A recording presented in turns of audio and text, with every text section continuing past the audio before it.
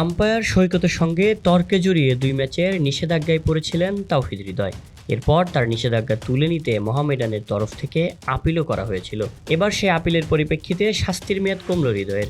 তবে তিনি কিভাবে খেলছেন তার কোনো স্পষ্ট ব্যাখ্যা পাওয়া যায়নি বিসিবির কাছ থেকে। প্রিমিয়ার লিগে 2 ম্যাচের নিষেধাজ্ঞা পড়ায় সুপার লিগের প্রথম ম্যাচে গেল বৃহস্পতিবার দেখা যায়নি হৃদয়কে। আর এরপরেই সুপার লিগে নিজেদের দ্বিতীয় ম্যাচে অগ্রণী ব্যাংকের বিপক্ষে মাঠে নেমেছেন হৃদয়। সেই সঙ্গে ফিরেছেন অধিনায়কত্বেও।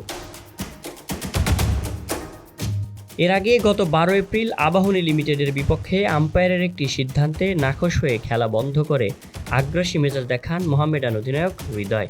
এর জেরে ম্যাচ শেষে তাকে জরিমানাসহ 1 ম্যাচ নিষিদ্ধ করা হয়।